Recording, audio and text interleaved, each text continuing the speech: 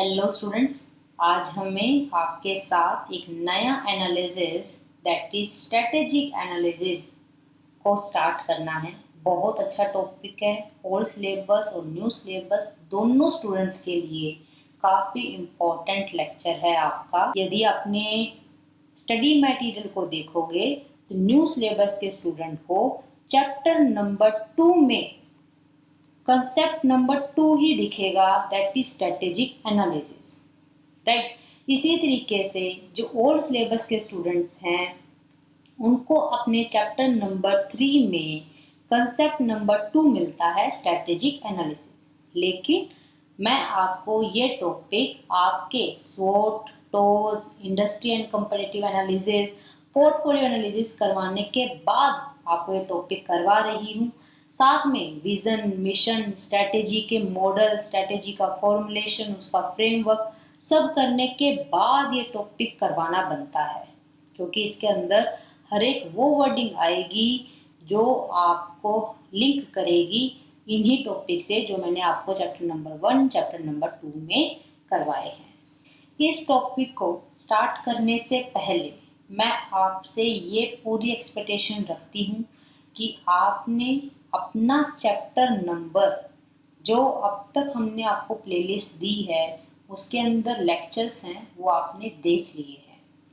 यदि old syllabus की बात करूं तो चैप्टर नंबर 1 और chapter number 2 and chapter number 3 के आपका last concept industry and competitive analysis तक आपने सब लेक्चर्स को देख लिया है।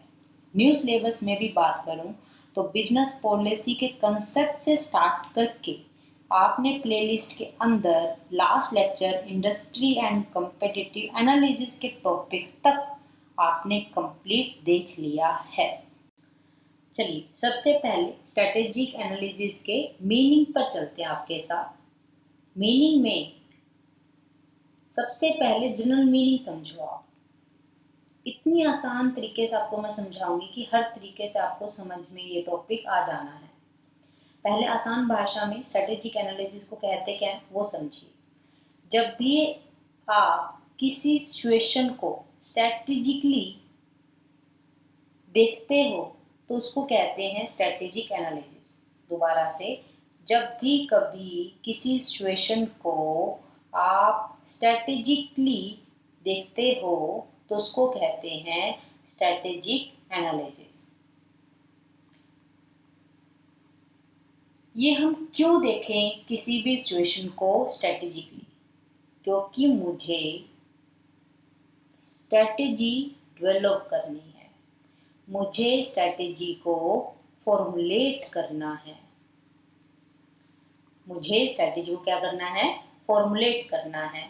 तो निकल के वर्डिंग आती है कि एक कोई भी ऐसा प्रोसेस, ध्यान सुने, अब वर्डिंग चल पड़ी है आईसीआई के मटेरियल की जो आपको लिखना है। कोई भी एक ऐसा प्रोसेस जिससे आप अपनी स्ट्रेटेजी को डेवलप कर सको। कोई भी एक ऐसा प्रोसेस जिससे आप अपनी स्ट्रेटेजी को डेवलप कर सको। किसके लिए करोगे? ऑर्गेनाइजेशन के लिए।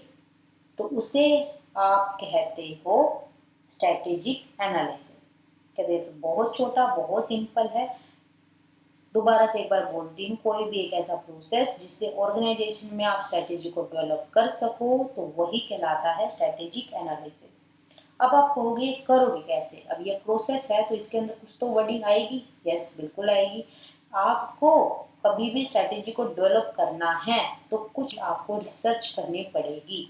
कुछ ना कुछ क्या करना पड़ेगी? आपको रिसर्च करनी पड़ेगी। रिसर्च किसके बारे में?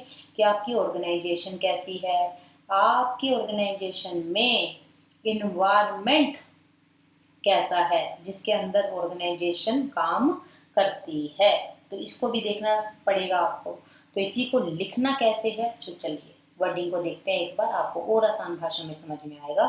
सबसे पहले आपको वर्डिंग में लिखना है टू डेवलप और formulate the strategy there is a need of strategic analysis.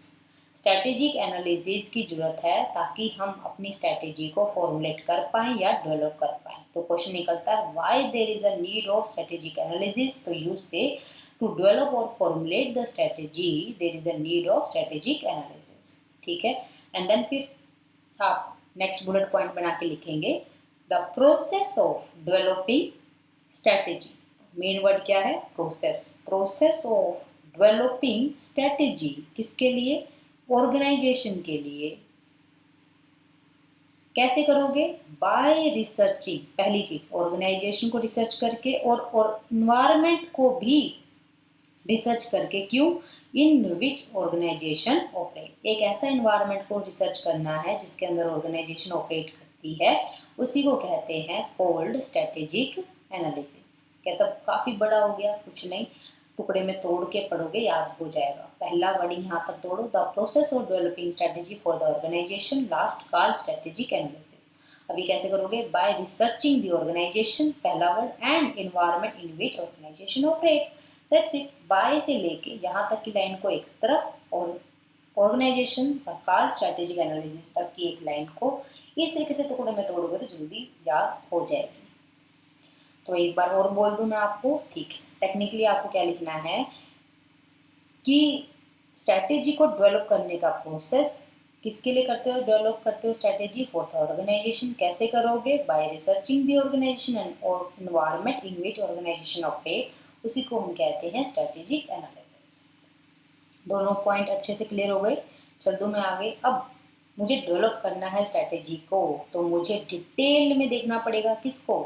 आपका internal environment, external environment, opportunity, threat, सबको अच्छे से देखना पड़ेगा, बिल्कुल अच्छे से।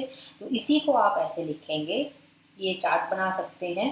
आपका एनालिसिस आपको करना पड़ेगा external, internal analysis, opportunity, threat को आइडेंटिफाई कर सकते हो, स्ट्रेंथ और वीकनेस। अब इंटरनल को जाओगे तो इंटरनल में दो ही चीजें आती है ना आपकी, स्ट्रेंथ और वीकनेस। कहाँ पढ़ा था हमने ये? शॉर्ट के अंदर। स्ट्रेंथ और वीकनेस आपकी किसका पॉइंट है? इंटरनल का। अपॉर्चुनिटी और थ्रेट किसका पॉइंट है? एक्सटर्नल का। तो देखिए एरो। एक्सटर्नल एनालिसिस करते तो क्या पता चलता है? आइडेंटिफाई करते हैं अपॉर्चुनिटी, थ्रेट। इंटरनल एनालिसिस से क्या पता चलता है? Strength and weakness. ठीक है, तो ये वर्डिंग आप डाल सकते हैं। अब ये वाली भी जो वर्डिंग है ये मैं अभी आपको आने वाले टाइम में जो नेक्स्ट टॉपिक में समझाऊंगी उसमें मैं आपको अच्छे से एक्सप्लेन करूंगी। और इसी को मैंने कैसे लिखा है यहाँ देखिए, it gives a detail view industry, competitors, organisation capabilities, strength and weakness. यानी कि क्या हो गया? इंटरनल। ऑर्गेनाइजेशन की बात करेंगे, दैट मीन्स इंटरनल की बात होगी। एंड कंपेटिटर्स यानी बाहर वालों की बात करेंगे, स्ट्रेंथ एंड देयर मूव्स। तो हमारी अपॉर्चुनिटी क्या है, हमारे थ्रेट क्या है, साथ में ये भी आप लिख सकते हो नेक्स्ट पॉइंट बना के।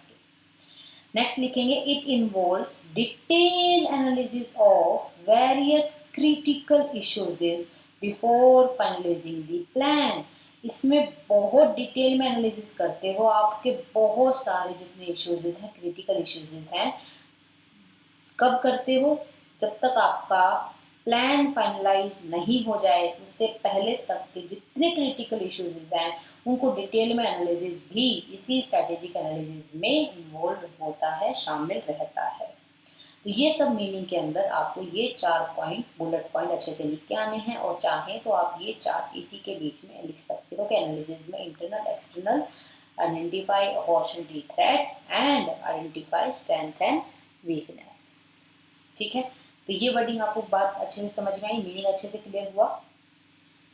चलिए नेक्स्ट टॉपिक पे चलते हैं, हाउ अ स्ट्रेटेजी डेवलप, या प्रोसेस ऑफ डेवलपिंग स्ट्रेटेजी, या फ्रेमवर्क ऑफ स्ट्रेटेजिक एनालिसिस। तो क्वेश्चन तो आपको स्टडी मटेरियल में ये वाला मिलेगा, फ्रेमवर्क ऑफ स्ट्रेटेजिक एनालिसिस, लेकिन प्रैक्टिस मैनुअल में देखोगे तो ऐसा मिला हुआ है, process of developing strategy, how to strategy develop. ध्यान रखेंगे प्रोसेस ऑफ स्ट्रेटेजिक मैनेजमेंट आ जाए तो आप चैप्टर नंबर, ओल्ड सिलेबस में चैप्टर नंबर आप 2 में गए, न्यू सिलेबस में चैप्टर नंबर 3 में गए। ठीक है, न्यू में चैप्टर नंबर 3 में है स्ट्रेटेजी मैनेजमेंट का प्रोसेस। यहाँ बात करें process of developing strategy, confuse नहीं होना है। तो आईसीआई ने अपने आंसर को कुछ इस तरीके से रिप्रेजेंट किया है। आपको ये पूरी प्रेजेंटेशन मार्किंग के हिसाब से स्टडी मटेरियल में मिलेगी, मैं आपको शो भी करूँगी, पहले आप एक बार देख लीजिए। सबसे पहले आप करते हो एनालाइज करते हो। क्या एनालाइज करते हो? करंट स्ट्रैटेजी, साथ में विजन भी करते हो, मिशन भी करते हो। जो करंट में जो सिचुएशन चली हुई है उसको आप सबसे पहले क्या करते हो? एनालाइज करते हो। एनालाइज करने के बाद फिर वही पॉइंट आ गया, एक्सटर्नल एनालाइज करेंगे, इंटरनल एनालाइज करेंगे। एक्सटर्नल में क्या है ये हमने चैप्टर नंबर 1 बिजनेस इन्वायरमेंट में किया है, और मैंने लास्ट लेक्चर में ही न्यू सिलेबस के स्टूडेंट्स को बोला था कि प्लीज़ ओल्ड सिलेबस का चैप्टर नंबर 1 कंसेप्ट वाइज एक बार देख लेना। हालांकि आपने फाउंडेशन में ये पढ़ा था, लेकिन एक बार रिवाइज जरूर कर लेंगे, क्योंकि यदि एक्सटर्नल एनालिसिस आ गया तो स्वॉट के अंदर भी आपको एक्सप्लेन करना है और यहाँ पर भी अब आपको एक्सप्लेन करना पड़ेगा। और मैंने लास्ट लेक्चर में आपको इम्पोर्टेंस बताई थी अलग अलग तरीके से, तो यहाँ पर भी आप देखोगे तो आपको इम्पोर्टेंस पता चल रही है कि बिजनेस इन्वायरमेंट की कितनी इम्पोर्टेंस है। एक्सटर्नल एनालिसिस में माइक्रो फैक्टर्स और मैक्रो फैक्टर्स शामिल हैं। इसमें भी 6 फैक्टर्स हैं, इसमें भी 6 फैक्टर्स हैं। इसको याद किया था हमने कॉमिक्स से, और इसको याद किया था हमने डैप जीएसटी से। तो उसके अंदर आप कौन कौन से पॉइंट ले सकते हैं? यहाँ देखो, मार्केट एनालिसिस जिसमें एम पॉइंट से है, कंपटीशन एनालिसिस जिसको हमने सी से पॉइंट किया था। इसमें आप करोगे मैक्रो के अंदर एक इन्वायरमेंट एनालिसिस की बात कर सकते हो, पेस्ट ले, क्योंकि पेस्ट ले के अंदर ही ऑटोमेटिकली बहुत सारे पॉइंट अपने आप ही कवर हो गए। P for political, E for economic, S for social future, T for technological, L for legal, E for environment influences. तो ऑटोमेटिकली ये वाले सब पॉइंट कवर हो गए एक ग्लोबलाइजेशन को छोड़कर। इन्वायरमेंट एनालिसिस ये पॉइंट आपको लिखने हैं। अब इनकी डिटेल मुझे लिखना हो, यदि मुझे इनको एक्सप्लेन करना हो, तो मुझे कहाँ जाना पड़ेगा? चैप्टर नंबर 1 में मार्केट एनालिसिस है, बहुत अच्छे से एक्सप्लेन किया हुआ है, वहीं से 4 लाइन उठा के लिख देंगे। कंपटीशन एनालिसिस है, लिख देंगे। इन्वायरमेंट एनालिसिस का तो पूरा टॉपिक ही हमने लिखा हुआ है। पेस्ले को बहुत अच्छे से एक्सप्लेन किया हुआ है, तो बताओ इसको कितना ब्रॉड कर सकते हैं।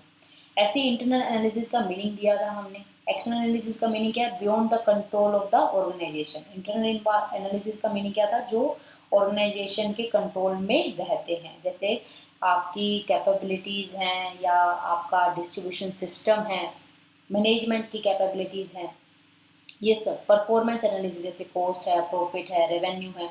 Determinants analysis that means resources, आपके फिजिकल रिसोर्स, ह्यूमन रिसोर्सेज, इन चीज़ों को आपको यहाँ पर लेना होता है। ठीक है। नेक्स्ट है opportunity and threat versus strength and weakness. तो स्ट्रेंथ, वीकनेस, अपॉर्चुनिटी, थ्रेट, क्या मिला? स्वॉट एनालिसिस। अब समझ में आ रहा है? जब तक स्वॉट एनालिसिस पहले नहीं करोगे तो ये तो आप फिर रट्टा लगा लो कि opportunity, threat, strength and weakness, इसको एक्सप्लेन कैसे करोगे भाई? स्वॉट को एक्सप्लेन करके आओ ना अब यहाँ पर। नेक्स्ट है देन, फिर आपको क्या करना है? Identify strategy alternatives. Alternatives that means options. अब यहाँ पर क्या है? चैप्टर नंबर 4 है भाई आपका ये ओल्ड और न्यू में। ओल्ड और न्यू में कौन सा चैप्टर है ये? आपका 4। क्या क्या है स्ट्रेटेजिक ऑप्शंस आपके? जैसे स्टेबिलिटी है, एक्सपेंशन है, रिट्रेंचमेंट है, बहुत सारे ऑप्शंस हैं, हम पढ़ेंगे अच्छे से। अब उन ऑप्शंस में से, जैसे आपके 5 ऑप्शन दिए, उसमें से क्या करना है आपको? एक स्ट्रेटेजी को सिलेक्ट करना है। सिलेक्ट करने के बाद आपको क्या करना पड़ेगा? इम्प्लीमेंट करना पड़ेगा, एंड देन फिर जो इम्प्लीमेंट किया उसको रिव्यू करना पड़ेगा।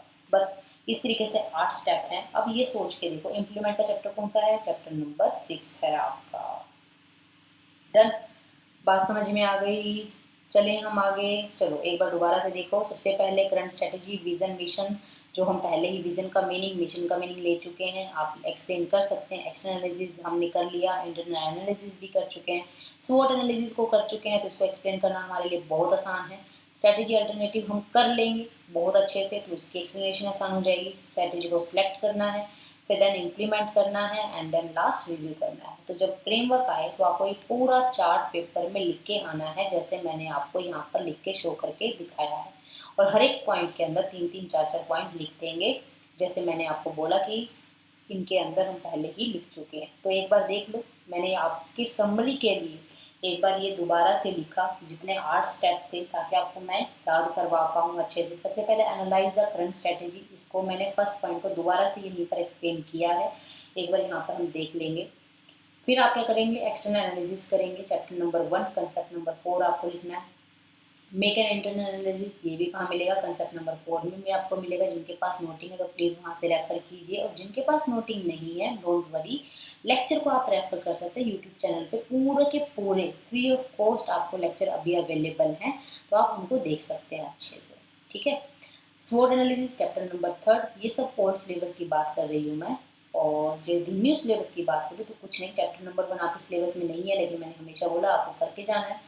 चैप्टर नंबर 3 है, तो ये चैप्टर नंबर 2 में आपको स्वॉट एनालिसिस मिल रहा है।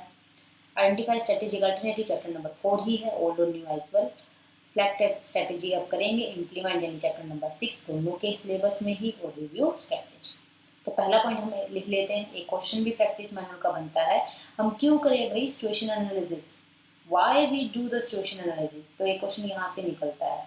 हम करंट स्ट्रेटेजी, विजन को, मिशन को इवेलुएट कर रहे हैं, एनालाइज कर रहे हैं, क्यों करें, तो actual diagnosis of the company situation, क्या बोला, सिचुएशन इज नेसेसरी। तो मैंने पहले वर्डिंग आपको बोली थी, जब हम किसी भी सिचुएशन को स्ट्रेटेजिकली देखते हैं तो वही स्ट्रेटेजिक एनालिसिस कहलाता है। तो यही से आप देखिए, जो एक्चुअल डायग्नोस है कंपनी का, जो सिचुएशन है वो जरूरी है। क्यों जरूरी है, to decide the long term direction की कंपनी या बिजनेस कितना लंबे तक जाएगा। और साथ में स्ट्रैटेजी तो बनानी है, लेकिन स्ट्रैटेजी ऐसी वैसी नहीं, बेस्ट स्ट्रैटेजी बनानी है जिसमें हम जीते ही। कंपेटिटिव स्ट्रैटेजी बनानी है, विनिंग स्ट्रैटेजी बनानी है, for crafting a winning strategy. हम क्या कर रहे हैं, टू डेवलप और फॉर्मुलेट द स्ट्रैटेजी। तो स्ट्रैटेजी कैसी होनी चाहिए हमारी, विनिंग स्ट्रैटेजी, राइट। तो इन दो टारगेट के लिए हम स्ट्रैटेजिकली एनालिसिस करते हैं। तो कैसे भी क्वेश्चन आए तो कर लेंगे, फर्स्ट पॉइंट आया तो उसमें भी यही लिखना है, why we do situation analysis तब भी ये लिखना है, इसके आगे ये पॉइंट भी लिख के आएंगे। एनालाइज करने के लिए करंट स्ट्रेटेजी को दो बहुत इंपॉर्टेंट सिचुएशंस हैं जो हमें हमेशा कंसिडर करनी है, वेरी वेरी इंपॉर्टेंट। एक एमसीक्यू यहाँ से निकलेगा, अभी आपको मैं आपके स्टडी मटेरियल की वर्डिंग दिखाऊंगी तो आपको मैच हो जानी है यहाँ से। बहुत दो सिचुएशन हैं जो आपको ध्यान में रखनी है। पहला, इंडस्ट्री एंड कम्पिटिटिव कंडीशन, ये कहाँ पड़ा है, इंडस्ट्री एंड कम्पिटिटिव एनालिसिस के अंदर पड़ा है। 7 स्टेप्स किए थे वही हैं ये सब, और कुछ नहीं एक्स्ट्रा में। तभी मैंने आपको इंडस्ट्री एंड कंपैरेटिव एनालिसिस पहले करवाया, इस टॉपिक से पहले। यदि मैं उस इंडस्ट्री एंड कंपैरेटिव एनालिसिस ना करवाती तो बोलती कंडीशन, तो आपको इसी क्वेश्चन में अटक जाते हैं कि what do you mean by industry and comparative conditions. अब हमने इस लेक्चर को पूरा एक्सप्लेन कर लिया है, तो आपको अच्छे से समझ में आ गया है यदि आपने देख लिया है। ठीक है, सेकंड है, and organisations own competitive capabilities, internal strength and weakness, market position, सब वही बात है। एक तो इंडस्ट्री और कंपेटिटिव एंड कंडीशंस क्या है, एक अपनी ऑर्गेनाइजेशन की खुद की स्ट्रेंथ क्या है, खुद की वीकनेस क्या है, खुद की मार्केट पोजीशंस क्या है, और कंपेटिटिव कैपेबिलिटी खुद की क्या है। एक तो अपना देखो, एक सामने वाले यानी कंपेटिटिव एनालिसिस को देखो। दोनों इंपॉर्टेंट सिचुएशन को कंसिडर करते हैं, कब, जब हम एनालाइज करते हैं अपनी करंट स्ट्रैटेजी को, यानी कि इन शॉर्ट में बोलूँ तो विनिंग स्ट्रैटेजी को जब भी हम फॉर्मुलेट करेंगे तो दो चीज़ों को हम ध्यान में रखेंगे, दो सिचुएशन को। पहला, कंपेटिटिव और इंडस्ट्री कंडीशंस को देखेंगे, दूसरा ऑर्गेनाइजेशन की खुद की own competitive capability, internal strength, weakness, market positions. Clear हुई कहानी। तो यहाँ हमारा फ्रेमवर्क अच्छे से कंप्लीट आपके साथ हो जाता है। तो इसके कुछ एक्स्ट्रा क्वेश्चंस हैं, एक बार देख लो। Write a explanatory note on strategic analysis, तो क्या करेंगे, मीनिंग यानी 4 पॉइंट हैं जो एक्सप्लेन कर देंगे इस पर। नेक्स्ट क्वेश्चन है, explain strategic management framework with internal and external analysis. ये देखिए भाई, स्ट्रेटेजिक मैनेजमेंट को एक्सप्लेन करने के लिए बोला है, स्ट्रेटेजिक मैनेजमेंट का फ्रेमवर्क बोला है। मैंने आपको जब चैप्टर नंबर 2 करवा रही थी ओल्ड सिलेबस के हिसाब से, तो मैंने बोला था कि आप याद रखना, स्ट्रेटेजिक मैनेजमेंट का फ्रेमवर्क के 2 क्वेश्चंस निकलते हैं हमारे। स्ट्रेटेजिक मैनेजमेंट फ्रेमवर्क के कितने क्वेश्चन निकलते हैं, 2 तरीके के क्वेश्चन निकलते हैं। एक तो simple, define the strategic management framework, बस। एक आएगा, define the strategic management framework with internal and external analysis. तो जब ये क्वेश्चन आए internal and external analysis, that means आपको ये वाला कॉन्सेप्ट लिख के आना है। अब थोड़ी सी आपकी जो प्रॉब्लम है थोड़ी क्रिएट होगी, 2 बार एक बार एनालाइज कर लोगे, एक बार चले जाओ चैप्टर नंबर 2 में चले जाना स्ट्रेटेजिक मैनेजमेंट के फ्रेमवर्क पे, वहाँ पे मैंने एक्सप्लेन आपको किया है। यहाँ पर रेफरेंस के लिए मैंने जरूर दिया कि यदि बेसिक फ्रेमवर्क आएगा तो चैप्टर नंबर 2 में जाना है। Chapter number 2 that means all syllabus के स्टूडेंट्स के लिए। बात समझ में आई, क्लियर हुआ कहानी। अच्छे से। यदि न्यू सिलेबस की बात हो तो टेंशन मत लो, यदि बेसिक फ्रेमवर्क आया तो चैप्टर नंबर 3 का जो फ्रेमवर्क है ना वो लिखना है आपको, और यदि आपका इंटरनल एंड एक्सटर्नल एनालिसिस आया तो चैप्टर नंबर 2 करना है। कंफ्यूज मत हो, ओल्ड सिलेबस वाले ओल्ड को पकड़ो, नए वाले नए को पकड़ो, मैं यहाँ दोनों को बता रही हूँ, ठीक है। एक दो चैप्टर्स का अंतर है ओल्ड सिलेबस और न्यू सिलेबस में, क्योंकि चैप्टर नंबर 1 हट चुका है ना न्यू सिलेबस से, तो आगे पीछे चैप्टर्स हो गए हैं। कंसेप्ट तो लगभग 80% सेम ही है, उससे बल्कि ज़्यादा ही है। तो मैं कह रही हूँ बेसिक फ्रेमवर्क आता है तो स्ट्रेटेजिक मैनेजमेंट का फ्रेमवर्क लेके आए। यदि इंटरनल एंड एक्सटर्नल एनालिसिस के फ्रेमवर्क के साथ स्ट्रेटेजिक मैनेजमेंट वर्ड जुड़ता है तो आपको ये फ्रेमवर्क 8 स्टेप्स का लेके आना है। यदि आपके कोई और डाउट इस टॉपिक से रिलेटेड रह जाते हैं तो प्लीज़ कमेंट बॉक्स में लिख दीजिए, मैं आपके उसका सोल्यूशन आपको दे दूंगी। Question number 3, why situation analysis, क्यों हम सिचुएशन एनालिसिस करते हैं, तो मीनिंग फ्रेमवर्क, और फ्रेमवर्क का फर्स्ट पॉइंट आपको लिखना है, that means analyse the current strategy vision mission. तो ये आपको यहाँ पर फर्स्ट पॉइंट पूरा का पूरा अच्छे से एक्सप्लेन करके आना है। फ्रेमवर्क का चार्ट लिख के आना है, कहता हाँ बिल्कुल चार्ट लिख के आना पड़ेगा, ठीक है। तो इसको एक बार प्रैक्टिस कर लोगे अच्छे से बना के, तो पेपर में स्पीड अच्छे से बन जाएगी। यदि सोच रहे नहीं हम बना लेंगे पेपर में, तो फिर पेपर में टाइम लगेगा। बना तो लोगे लेकिन टाइम बहुत लगेगा। नेक्स्ट क्वेश्चन है, एक और क्वेश्चन है, question number 4, tools used for strategic analysis. एक एमसीक्यू इस पर बहुत अच्छा निकलता है कि कौन से ऐसे टूल्स हैं जो स्ट्रेटेजिक एनालिसिस में यूज किए जाते हैं। तो आपको 3 नाम लिख के आने हैं। पहला है स्वॉट एनालिसिस, सेकंड है पेस्टले एनालिसिस, और लास्ट है पोर्टर्स 5 फोर्सेस मॉडल। स्वॉट एनालिसिस आपको पहले ही हम कर पा चुके हैं अच्छे से, पेस्टल एनालिसिस भी हम पहले ही कर चुके हैं, और पोर्टल 5 फोर्सेस मॉडल भी कर चुके हैं। आपको ये मॉडल क्यों आया है, तो आपको मैं रिवाइज करवाने के लिए करवा देती हूँ। इंडस्ट्री एंड कम्पिटिटिव एनालिसिस जब हम ये टॉपिक कर रहे थे तो उसके अंदर हमने आपके साथ कितने स्टेप किए थे, 7 स्टेप्स किए थे, राइट। 7 स्टेप में सेकंड स्टेप था nature and strength of the competitors. Nature and strength of competitors, उसके अंदर हमने कहा था कि यदि किसी भी कंपेटिटर्स की नेचर एंड स्ट्रेंथ को पता लगाना है तो only and only porter 5 forces model के थ्रू ही हम कर सकते हैं। और यहाँ पर भी मैंने आपको ऑब्जेक्टिव दिया कि इंडस्ट्री एंड कंपेटिटिव कंडीशंस का मीनिंग है industry and competitive analysis, right. तो आपको यहाँ पर Porter 5 forces model, PESTLE analysis and स्वॉट एनालिसिस का टॉपिक करके जाना है। न्यू सिलेबस में स्वॉट एनालिसिस कहाँ मिलता है आपको, चैप्टर नंबर 2 में ही मिलता है, और पोर्टल 5 फोर्सेस आपको मिलता है चैप्टर नंबर 5 में, ठीक है। तो ऐसे कंफ्यूजन नहीं होनी है कि ये क्या लिखा गया है, ये नोटिंग ओल्ड सिलेबस के स्टूडेंट्स के लिए है, तो आपको साथ साथ में न्यू सिलेबस के स्टूडेंट्स को बता ही रही हूँ, तो आप वहाँ से रेफर अच्छे से कर सकते हैं। चलिए, अभी हमने आपके साथ इस टॉपिक में दैट इज स्ट्रेटेजिक एनालिसिस के मीनिंग, उसका फ्रेमवर्क और सभी एक्स्ट्रा क्वेश्चंस हम आपके साथ कर चुके हैं। ओनली एक क्वेश्चन रहता है, question number 5, issues to consider the strategic analysis. कौन सा रहता है, इश्यूज रहते हैं, जिसमें 3 इश्यूज हमें पढ़ने हैं आपके साथ। एक है आपका long time period, strategic involves long time period, एक है balance of internal and external factors, और लास्ट है रिस्क का। ओनली इस क्वेश्चन को छोड़कर इसी लेक्चर में हमने आपके स्ट्रेटेजिक एनालिसिस के टॉपिक को हर तरीके से कंप्लीट कर लिया है। इससे बाहर आपका क्वेश्चन नहीं आ सकता है। नेक्स्ट लेक्चर में इश्यूज हम कवर करेंगे आपके साथ, और इश्यूज को करते के साथ आपका स्ट्रेटेजिक एनालिसिस का जो टॉपिक है कंप्लीट हो जाएगा, ठीक है। तो चलिए नेक्स्ट लेक्चर में मिलते हैं, और आपका इस लेक्चर को हम यहीं पर यहाँ के साथ फिनिश करते हैं।